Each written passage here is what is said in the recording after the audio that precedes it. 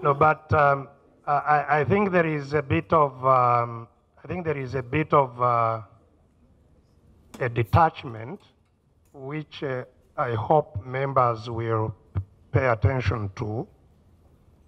The main operative document, I think, as contained in the speech of the chairman of the Democratic Party, and that was endorsed, indeed associated with by all the other party leaders, presents the Citizens Compact as the main operating document, and lists, I think there are 17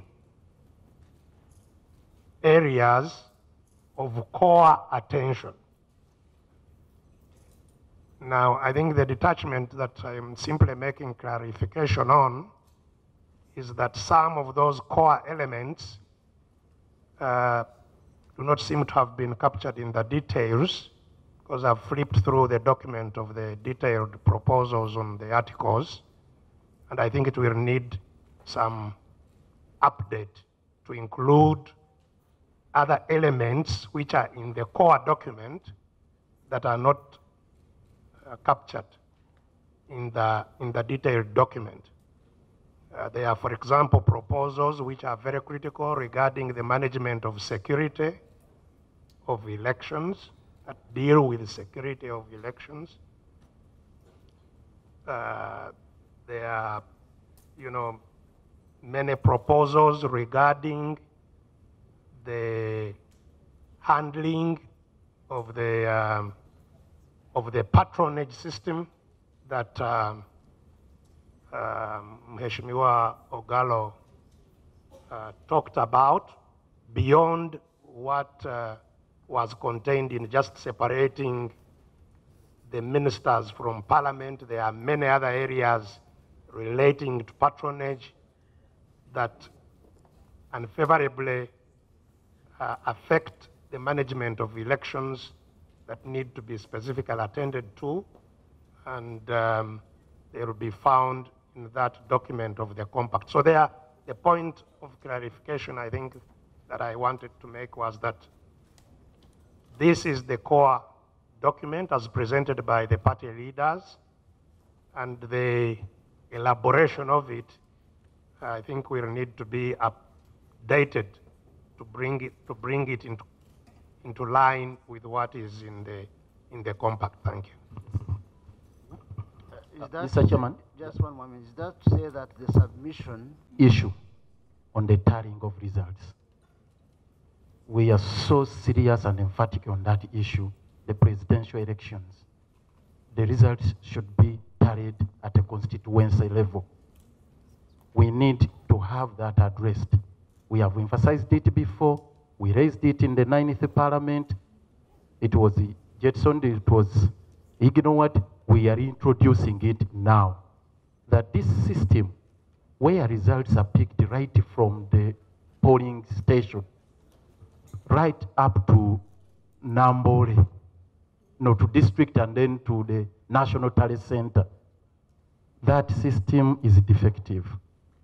We want the primary tally center to be handled at a constituency level so that we know which candidate has won in a particular constituency, and we have a tally center there throughout the entire country. We wanted to emphasize that.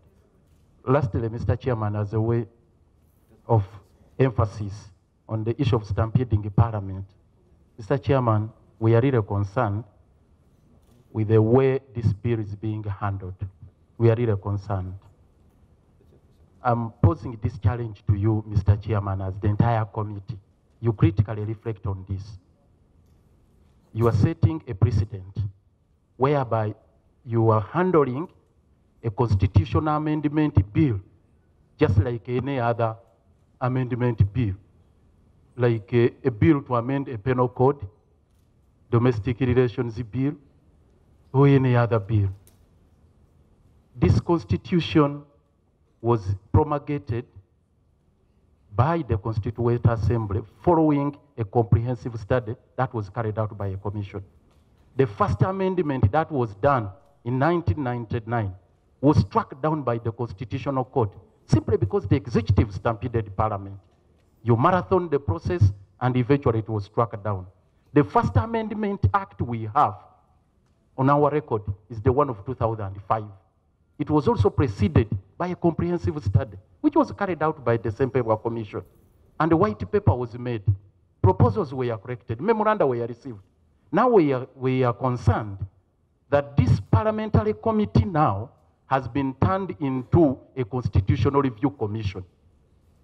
And now the views that would be collected by a commission at a district, county, or even village level, all roads now are leading to Parliament. There is no process that was put in place by government to collect people's views at different levels. And when we resolve to come here, the doors are closed. They are saying this committee has no time. I can see you are racing against time. You may even be feeling very uncomfortable with the submissions we are making, that we are delaying you, we are doing this. I appeal to you, Mr. Chairman and members. I am appealing to your good conscience, honorable members. I know and I appreciate you recognize the sanctity of the Constitution. The Honorable Speaker gave you time to consult the people on the issue of the marriage and divorce bill. You were even given facilitation to go and consult people. Up to now, you are still consulting, just on marriage and divorce. You are still consulting. You are given facilitation. On the issue of this other bill, the anti-homosexuality bill, it was shelved. That, no, we need to consult further. The homosexuals are up in arms. If the homosexuals can hold you at ransom and blackmail you to shelve a bill, how about civil Ugandans?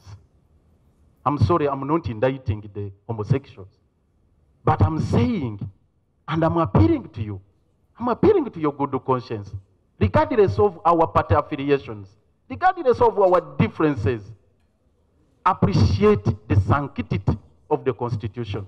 Mr. Chairman, let it not be handled like any other bill. Let it be handled like a constitutional amendment bill. And you know what it means, Mr. Chairman. I did not have the privilege, when I was here as a member of this committee, to handle a bill of that magnitude. Throughout my stay here in this committee and Parliament, we never had a constitutional amendment bill. This is the first time it is coming before you, and I think when you are in the chair, Mr. Chairman, it's a test of your time. I implore you, Mr. Chairman, I implore you to rise up to the occasion, not to be stampeded. I thank you. And that is not the intention. That is certainly not the intention of the seat of the Member of Parliament for women. The intention is that for historical, cultural, and all other reasons, for the time being, there is disadvantage on the part of the female gender in competition in politics, which our society must do everything in their power to eliminate those injustices. And once those injustices have been addressed, then the objective of every female, obviously, would be to be at par with their male counterparts and contest equally. And therefore, what is provided for affirmative action seats is a temporary adjustment. And what will bring quicker the end of that injustice is to empower as many women as we can. You do not empower as many women as you can. You do not empower. Empowerment means giving them the necessary exposure, giving them the necessary tools. So you cannot talk about ending those injustices, when you consider that a lady that has been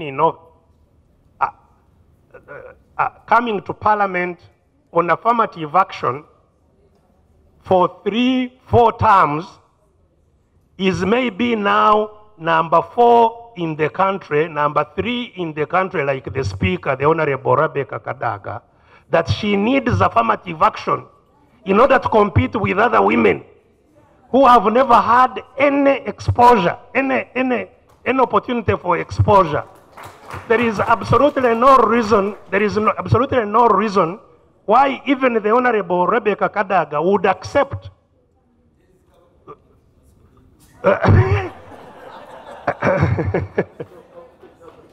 so the purpose is to make sure that those who have had that kind of exposure, that kind of empowerment, that they go and contest in other constituencies and allow people in Kamuli. The Honorable... The weak... The Honorable Kizza Besigye. I'm very sorry, Mr. Chairman. I rewind up. You have covered that point very well. Yes. So the point is to allow women, more women, to gain this platform, gain the same exposure, and end eventually the injustice that we have affecting our genders. I think that is all that I wanted to comment to you. I thank you, Mr. Chairman.